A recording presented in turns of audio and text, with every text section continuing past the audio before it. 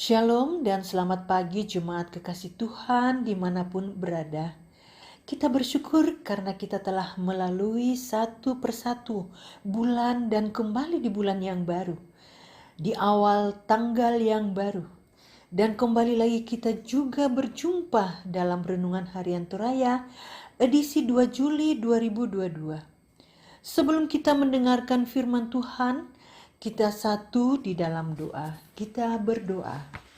Puji syukur kami kembali panjatkan kehadirat-Mu ya Tuhan atas segala berkat penyertaan-Mu. Dan untuk mengawali pagi yang indah ini, kami akan mendengarkan kebenaran firman-Mu. Tuhan pakai kami, Tuhan tuntun kami, curahkan roh kudus-Mu dan hikmat, agar kami mampu memahami dan mampu melakukannya di dalam kehidupan kami setiap hari. Dan sekarang kami anak-anak-Mu telah siap mendengarkan dalam nama Yesus Kristus yang adalah Tuhan dan Juru Selamat kami. Amin. Pembacaan kita terambil dari Sakaria pasal 14 ayat yang ke-12 hingga ayat yang ke-21. Inilah tulah yang akan ditimpahkan Tuhan kepada segala bangsa yang memerangi Yerusalem. Daging mereka akan menjadi busuk, sementara mereka masih berdiri. Mata mereka akan menjadi busuk dalam lekuknya, dan lidah mereka akan menjadi busuk dalam mulut mereka. Maka pada waktu itu akan terjadi kegemparan besar daripada Tuhan di antara mereka, sehingga masing-masing memegang tangan temannya dan mengangkat tangannya melawan tangan temannya. Juga Yehuda akan berperang melawan Yerusalem itu, dan dikumpulkanlah harta benda segala bangsa di sekeliling, yaitu emas, perak, dan pakaian dalam jumlah yang sangat besar.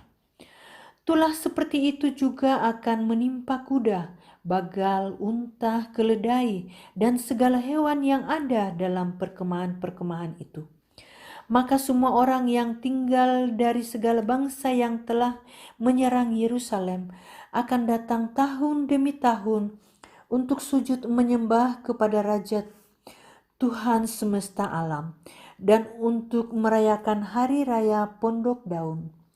Tetapi bila mereka dari kaum-kaum di bumi tidak datang ke Yerusalem untuk sujud menyembah kepada Raja Tuhan semesta alam, maka kepada mereka tidak akan turun hujan. Dan jika kaum Mesir tidak datang dan tidak masuk menghadap, maka kepada mereka akan turun tulah yang ditimpakan Tuhan kepada bangsa-bangsa yang tidak datang untuk merayakan hari raya Pondok Daun. Itulah hukuman dosa Mesir dan hukuman dosa segala bangsa yang tidak datang untuk merayakan hari raya Pondok Daun. Pada waktu itu akan tertulis pada kerincingan-kerincingan kuda, kudus bagi Tuhan, dan kuali-kuali di rumah Tuhan akan seperti bokor-bokor penyiraman di dalam mezbah. Maka segala kuali di Yerusalem dan di Yehuda akan menjadi kudus bagi Tuhan semesta alam. Semua orang yang mempersembahkan korban akan datang mengambilnya dan memasak di dalamnya, dan tidak akan ada lagi pedagang di rumah Tuhan semesta alam pada waktu itu. Amin. Tema perenungan kita adalah kepastian dalam keraguan, kamanasan lan kabatan. Ada seorang ibu yang sedang panik ketika mendengar berita bahwa suaminya kecelakaan dan harus mendapatkan perawatan di rumah sakit. Sang ibu bergegas hendak menuju ke rumah sakit untuk melihat keadaan suaminya. Lalu ia pun memesan Gojek untuk mengantarnya.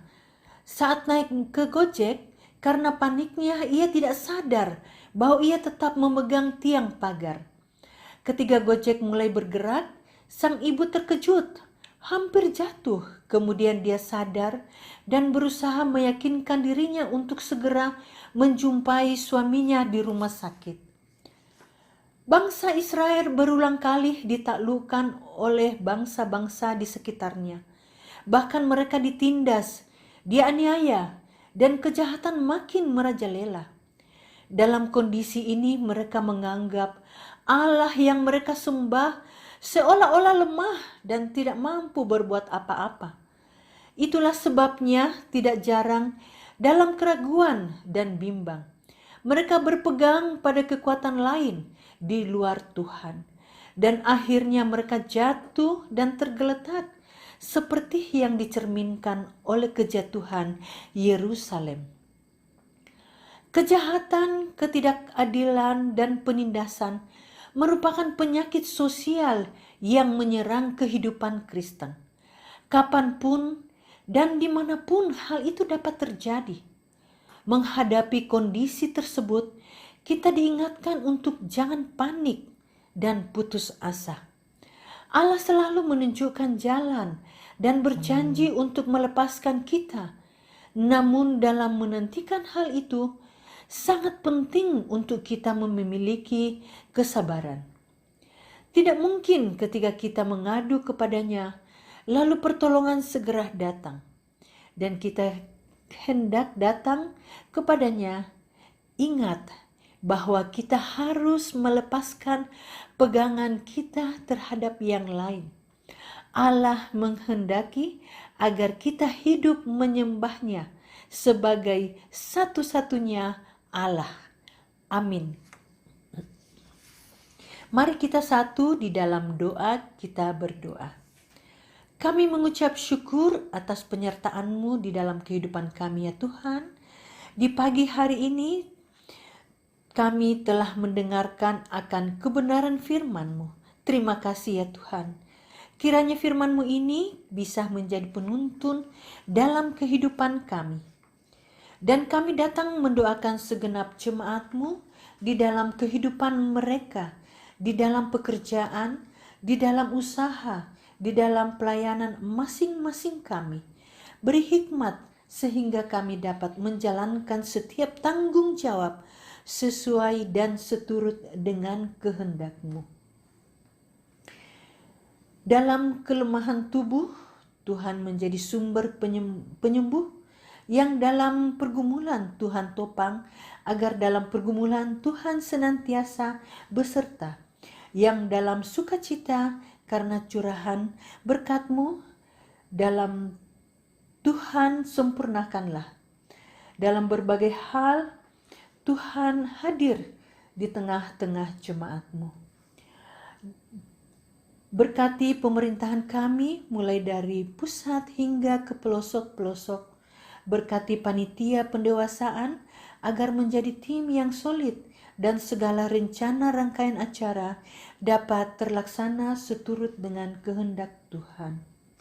Inilah ungkapan syukur kami ya Tuhan. Sempurnakanlah di dalam anak-Mu Yesus Kristus kami berdoa. Amin. Demikianlah saat teduh pada pagi hari ini. Selamat beraktivitas. Tuhan memberkati kita.